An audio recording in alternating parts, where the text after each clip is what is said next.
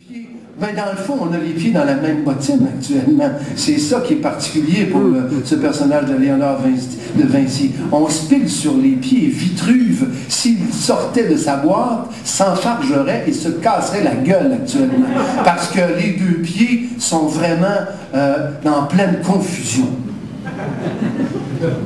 Bon.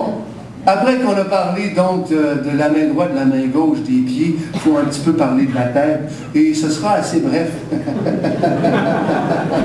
Ce sera assez bref parce que finalement la tête n'est pas dans les nuages, mais la tête est dans les pouvoirs. Les pouvoirs, j'ai été surpris. Je me suis dit, quels sont les pouvoirs que nous possédons, nous, complètement? Quels sont les vrais pouvoirs que nous avons? Et, ma foi, quand on se met à faire la liste, elle n'est pas exhaustive, mais quand même. On a les pleins pouvoirs en éducation, on a les pleins pouvoirs en santé, on a les pleins pouvoirs dans les terres et forêts, on a les pleins pouvoirs sur les municipalités, on a les pleins pouvoirs sur la célébration du mariage, mais pas sur le mariage et le divorce, sur la célébration seulement. On a les pleins pouvoirs sur le droit civil, on a les pleins pouvoirs sur, ma foi, sur la Constitution. On peut se faire une Constitution. Et d'ailleurs, quand on parlait des institutions, quand on parle de faire une consultation populaire, il est bien évident que cette consultation populaire-là va nous donner les bases de ce qui sera contenu dans une Constitution. C'est clair. Quand on lit la Constitution des États-Unis, on lit la Constitution de la France, ce qui est d'abord écrit dans ces constitutions, c'est comment l'État fonctionne. Donc, cette consultation populaire-là, nous allons pouvoir immédiatement l'utiliser. Donc, on contrôle très peu en propre. Mais, et là, la liste est beaucoup plus longue, on contrôle une partie de nos politiques linguistiques, une partie des politiques de l'emploi, une partie de la justice, on l'a vu, pas la justice une partie de l'immigration, la réunification des familles, ça ne nous appartient pas. Nous contrôlons une partie de la culture, deux conseils des arts, des organismes fédéraux tout plein, une partie de la culture, une partie des télécommunications. Nous contrôlons une partie de la fiscalité. Il n'y a pas de rapport d'impôt unique qui nous appartient. Nous contrôlons une partie de notre territoire. Il y a une partie de notre territoire qui ne nous appartient pas. Et nous n'avons aucune représentation internationale. Sauf le strapontin de l'UNESCO. C'est un strapontin qui s'est refermé. Nous n'avons aucun contrôle de nos frontières, dont on apprend et on découvre qu'elles sont de plus en plus floues. Nous n'avons aucun contrôle sur l'armée, sur la monnaie, etc., etc. Bref, au niveau des pouvoirs, je comprends qu'on en parle l'an dernier parce que la tête est relativement vide. Il faudrait bien que cette tête-là se remplisse de l'ensemble de ses pouvoirs. Et là encore, je crois que nous avons besoin d'avoir une consultation populaire.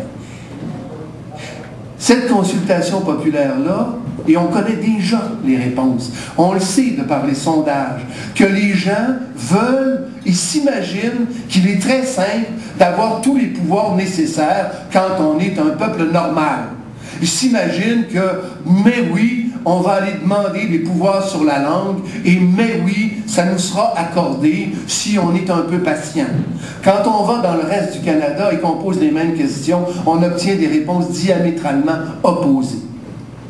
Donc, ces simples questions que nous allons poser sur les pouvoirs dont nous avons besoin pour nous accomplir comme peuple sont aussi le contenu de ce qu'il faudrait écrire dans une constitution d'un pays normal.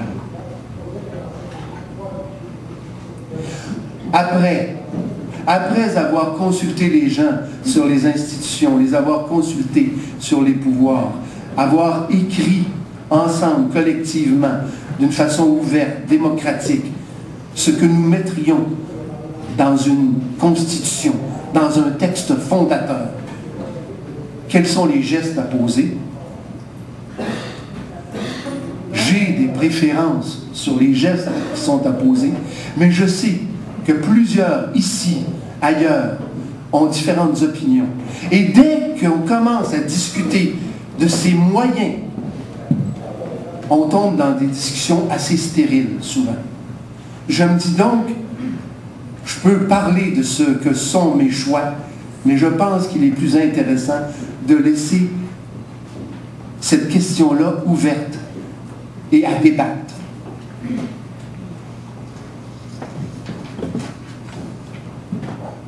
Nous savons qu'il y a environ entre 35 et 42% d'indépendantistes.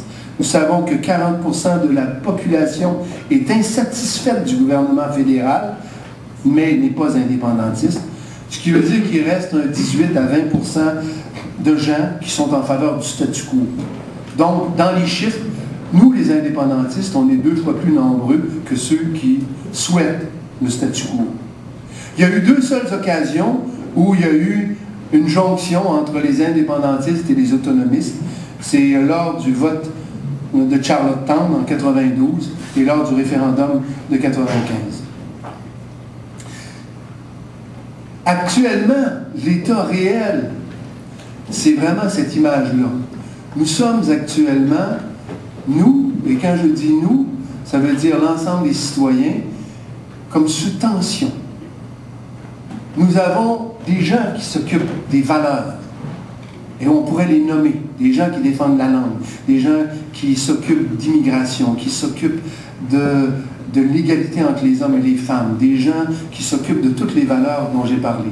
Il y a des gens qui s'occupent du développement économique du Québec, qui veulent le faire entrer dans le 21e siècle, qui s'occupent de l'écologie, de l'environnement, qui s'occupent des ressources minières, des ressources naturelles.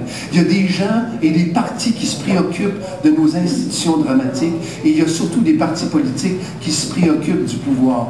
Et nous sommes au centre, les citoyens. Le pouvoir citoyen est au centre et il est sous tension.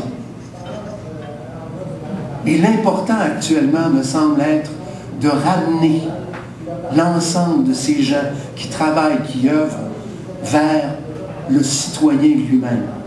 De le ramener vers un citoyen qui marche sur 2 jambes. La première étant la démocratie et l'autre l'indépendance. Il faut ramener toutes ces forces-là vers le cœur de cette personne-là, de ce citoyen-là. Il faut que le cœur se remette à battre. Et dans la mesure où nous réussirons à ce que le cœur se remette à battre, alors on peut imaginer que les jambes seront capables de faire le premier pas, de s'appuyer sur la démocratie et de faire le pas vers l'indépendance du pays.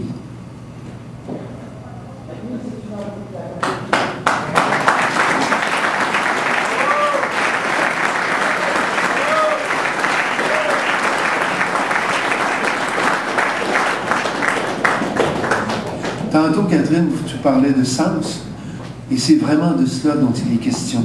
Il faut que ce Vitruve, cet homme dans son cercle d'énergie, redonne un sens à sa vie personnelle et collective. Il faut que nous ayons à cœur de gérer avec rigueur nos richesses. Il faut occuper notre territoire. Il faut retrouver le sens de la beauté de ce qui est juste, de ce qui est honnête. Il faut retrouver le sens et la beauté des gestes que nous posons à chérir notre patrie, notre langue, notre culture, notre humanité. Chérir les gestes que nous posons à nous posséder. Merci.